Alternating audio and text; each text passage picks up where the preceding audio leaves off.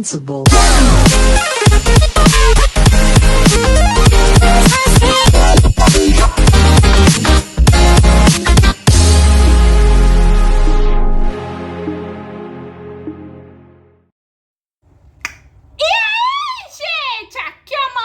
Sejam bem-vindos a mais um episódio de The Apothecary Diaries. E finalmente, Suiren começa a se mover. E ela fez uma jogada bem covarde. O episódio começa com a Mau achando o pingente na qual meio que o Jinx deu a ela meio que na festa do jardim. Tudo porque no episódio passado ele pediu pra ela colocar. Daí a gente vê o Laomei se dando muito bem com o médico Salatão que tava alimentando a gatinha Mau. E meio que o Laomei tava comendo o restinho da comida da Mauzinha. A gatinha, não a nossa Mau. E a Mau continua com a crença que o seu pai é o melhor médico da nação. E gente, isso é muito fofinho.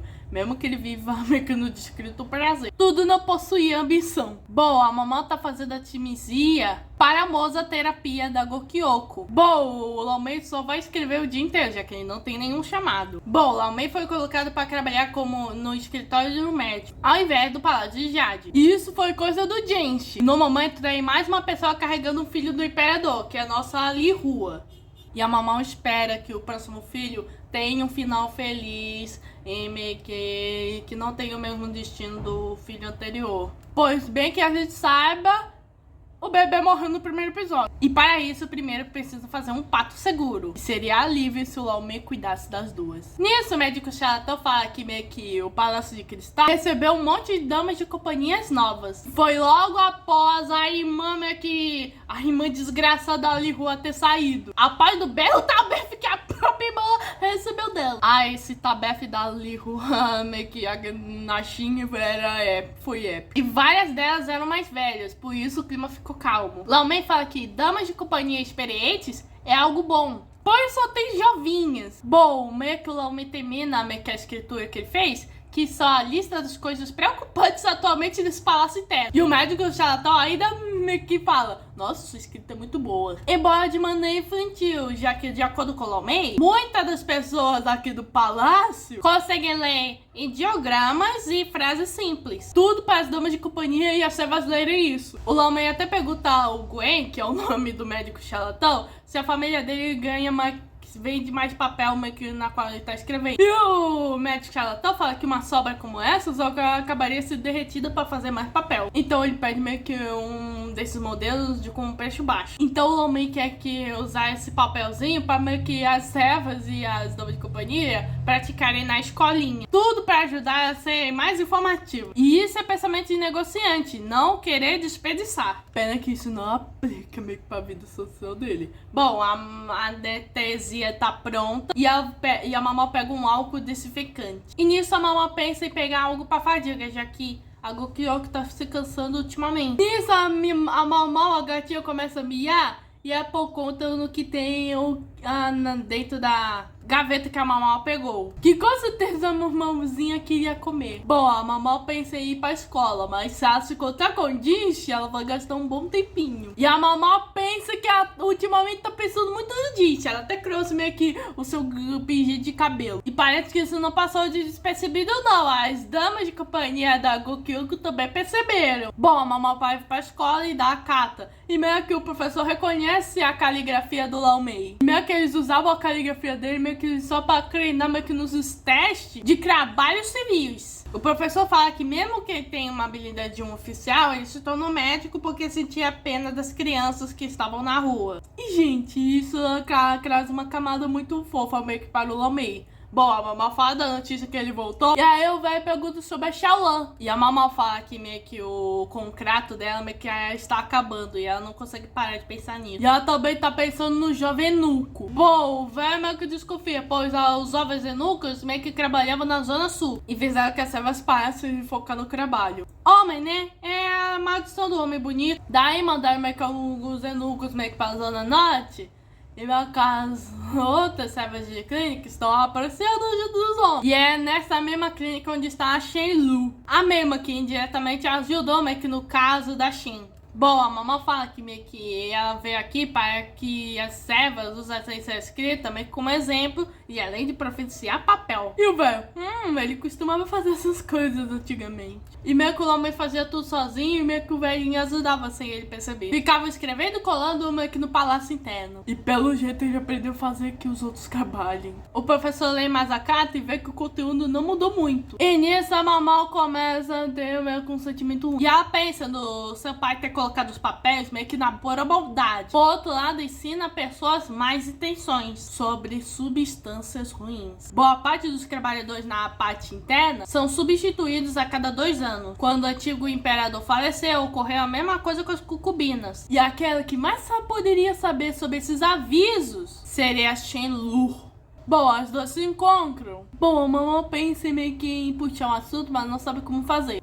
Então a mamãe meio que oferece o álcool meio que pra Shenlu. A Shenlu agradece e decide fazer um chá. E nisso começa a conversa delas. A mamãe começa falando que as pessoas da clínica são bem habilidosas, pois o tempo de serviço no Palácio Interno costuma meio que ser de 2 anos. Enquanto meio que o pessoal da clínica está mais meio que um tempinho por aqui. E aí, Shenlu, somos meio que somente um bando de idosos. A mamãe meio que achou uma razão na qual essas aí não saíram por mais de 20 anos. E aí que a velha, a doutora Shenlu começa a desabafar.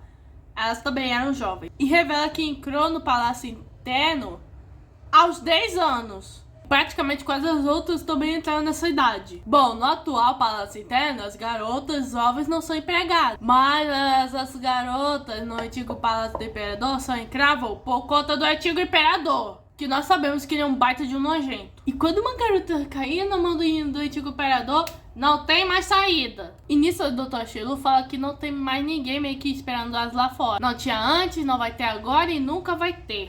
E aí que a mamãe saca. O Palácio Interno, o antigo imperador e as concubinas que receberam esse mesmo amor do imperador. Foi aqui nessa clínica onde esse ressentimento por esse antigo imperador foi fomentado e assim se tornou a raiz do problema. Quando a mamãe conheceu a Shenlu, bom, meio que ela só levou a sua amiga meio que para se cuidar. Mas aí ela descobriu o caso da serva que adoeceu no Palácio de Cristal e ficou preocupada. E a mamãe achou que ela meio que estava sendo uma serva perspicaz e caridosa. Mas talvez tenha sido ela que tenha ensinado a Shin a fazer os abortivos. E se ela tivesse passado a mensagem indiretamente para a serva adoecida, e nisso tem um flashback onde meio que a doutora Shenlu está meio que consultando essa mesma serva.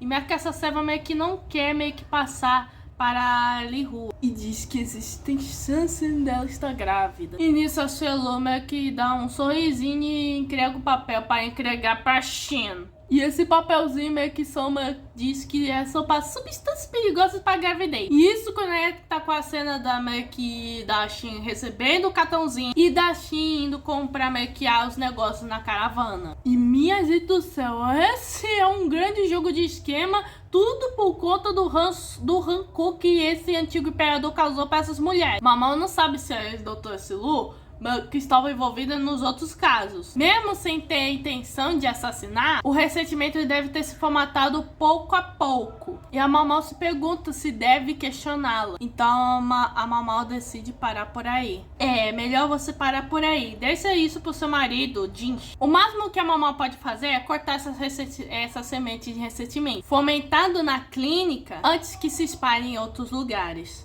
Nisso a mamãe decide sair e a doutora Shenlu meio que oferece meio que uns livros para que a mamãe, caso ela queira levar. Mas só se devolver direitinho depois. Bom, a mamãe percebe que tem muitos livros. E a Shenlu fala que as pessoas às vezes colocam mais livros na estante, quando só precisam devolver. Nisso a mamãe meio que acha um livro sobre insetos. E esse livro tá aí há cerca de um mês. E nisso a mamãe começa a reconhecer uma das fotos, que era das mariposas, onde um mês atrás teve um festival meio que das mariposas. E meio que a mamãe fez todo o show do Espírito da Lua, estrelado por Jinxi, contra sua vontade. E aí que a mamãe liga com o fato que esse livro provavelmente foi esse Shinsui que trouxe. E aí que levanta a questão: como uma simples serva possui um livro como esse? E ainda mais um livro caro.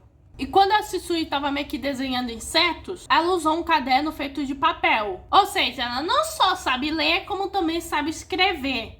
Então por que ela tá trabalhando como serva? E é aí que ela aparece. O Moriarty da Mau Mau, Suiren. Aquela com uma voz tão fina que meio que o diferencia como um homem, mas com uma voz tão grave que o diferencia demais como uma mulher. Aquela com uma beleza que atrai ambos os sexos, com uma média que diferencia de masculino e feminino. E eu não sei porque eu fiz esse suspense, mas eu achei legal.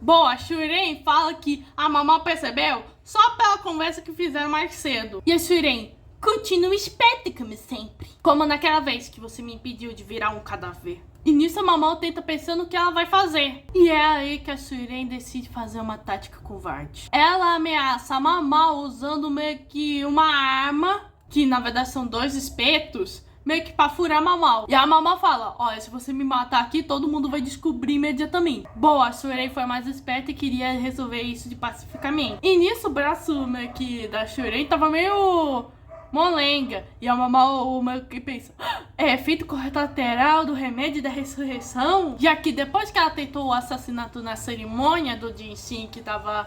e ocorreu aquela maravilhosa cena dele levando a Mau, ela fingiu ter tomado veneno e morreu. E ter ficado num estado próximo ao Camote deve ter tido um efeito. E nisso a Suiren pergunta se a Mau sabe do seu objetivo. Bom, a Mau meio que nem quer ouvir. Mas a Suiren usou uma tática ainda mais covarde. Utiliza a Shisui de refém. Confirmando meio que a tese da Mau que o livro pertencia a Shisui. Bom, a Mau meio que pergunta a Suiren o que é que ela quer que ela faça. A Suiren quer que a Mau venha com ela fora do palácio interno. Para a Suiren é possível e a Mau vai ter que segui-la. E aí que ela usa a sua tática mais covarde de todas. Oferece como a receita do remédio da ressurreição.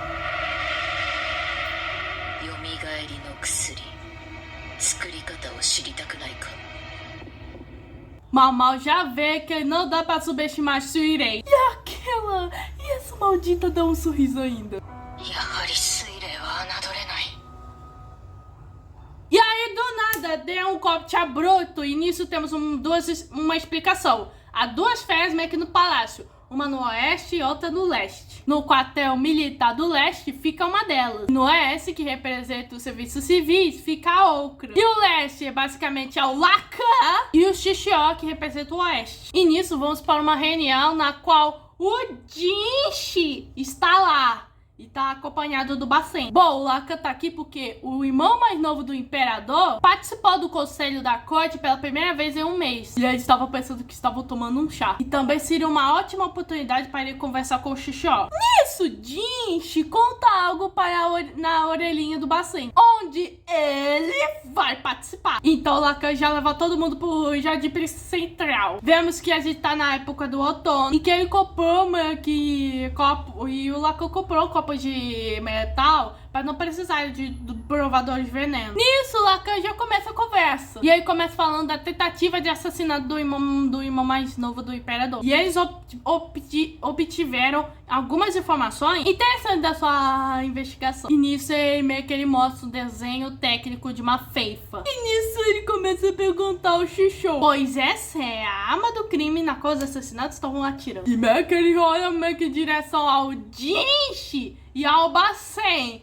que tentam desconversar. Eles desmontaram a feifa e meio que fizeram um desenho. E que viram que esse modelo foi desenvolvido no ocidente. E ao invés de ter um fusível de segurança, tá lá uma pedra. Os tiros falham com menos frequência e o design é muito mais simples. E se isso fosse aplicado, poderia mudar mais que a forma de guerrear, caso produzido em massa. E ele pensar que essa coisa foi carregada por vermes que queriam assassinar o irmão mais novo do imperador. E ele fala, como será que conseguiram isso, hein? E com certeza o Lacan tá com raiva, não do fato que eles tentaram matar o irmão mais novo do imperador, Porque talvez, provavelmente, ele saiba que a Mau foi envolvida nessa. Eu já tô começando a imaginar o Lacan já indo em direção disso e falando: o que é que tu fez com a minha Mau e Shikisoku? E nisso o Shisho fala: o dever de descobrir é seu. E o Lacan: tá meio complicado pra gente. O interrogador responsável até se exagerou um pouco. E agora o suspeito não consegue meio que mais falar. E nisso o Lacan pergunta se o Shisho não sabe se estava envolvido nessa. Shisho fala que se soubesse já teria sido relatado. E nisso ele viu que é uma perna. Então o Lacan decide ir para o assunto principal: a histórica partida de gol que ele teve com a sua esposa, também conhecido como mãe da Mau. Esse Lacanzinho é muito saudosinho. 昨日妻と打った5の寄付でしてな。妻ですか。そういえばご結婚されたのでしたな、ラカン殿。そんなことまでご存知でしたか。いやー、頭の切れる妻でしてな。これが研ぎ澄まされた刃のような筋で打っている間、何度ゾクゾクしたこと。 O Lacan até tenta mostrar isso na cara do Jinshi. なんとか避け切ってもまた次の一手で攻めてくる。 E nisso, o Shisho já quis fugir dessa conversa de marido falando da esposa. Lacan, não se preocupe, eu te mando uma cópia. Vai até um livro detalhado sobre o jogo. E nisso ele usa um copo de vidro, na qual meio que ele fala: o vermelho fica bem acentuado. E essa aí já foi meio que indicou aqui: olha, Macedo Matado, tu tá ferrado. Eu posso assistir a partir, meio que o Lacan fala: algumas uvas são verdes. E aí que o Bacen meio que se pergunta: por que é que o Shisho não reagiu quando disse vermelho? E nisso temos o mistério resolvido do Jinshi, que aqui é a Jinshi, pois ele tá com uma voz feminina demais. E aí que é revelado que não é o Jinshi, e sim a Ado, que, pelo amor de Deus, sem a maquiagem, a mulher é exatamente a cópia do Jinshi.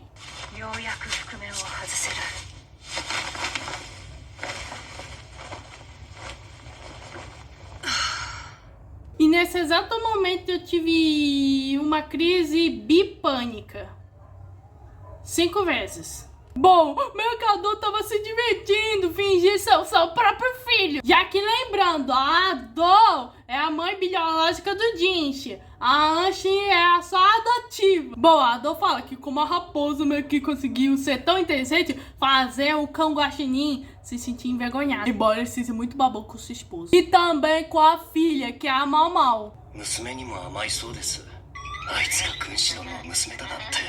E nisso a Ado pergunta: é essa a razão que o Jinshi, a filha ele tá tão culpado é por conta da sua filha? E nem a Ado quer saber o que aconteceria caso a Mau desaparecesse. E o episódio termina com esse baita gancho.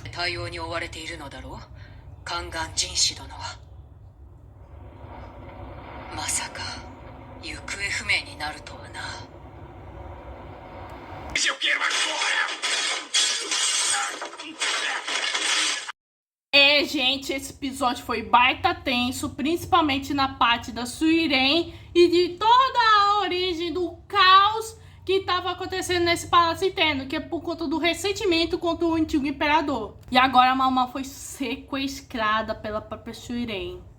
E também, eu também me diverti muito com a parte do Lacan investigando o Shishio e a Ado disfarçada de Jinshi. E agora, daqui pra frente, a gente vai entrar num arco que será completamente fora do Palácio Interno. E no próximo episódio temos o Gauchum com um peixinho, com certeza procurando a Mau, a gatinha. As damas de companhia preocupadas com o sumiço da Mau, ao ponto de atingir a própria Gukyoko. Ficando pé da vida com o desaparecimento da Mau. E olha, eu recebi spoilers da Light Novel e aqui o homem vai doidar. A gatinha Mau fazendo gatice. Jinshin com o Gachum. Jinshin com o sogro, o Laomei. Não Lacan, pois com certeza seria um caos. Jinshin com certeza determinado em achar a sua amada. Mau Shisui chegando no local onde a Shirei levou elas. Uma cobra e um pirralhinho. E gravem minhas palavras, meus amigos, pois esse pirralhinho, eu te garanto, Esse pirralhinho não vai ser irritante. Bom, só vai ser irritante pra mal. Esse foi o episódio 16 da segunda temporada de The Apothecary Diaries. Se inscreva no canal, ative o sininho, compartilhe. Muito busy, fui!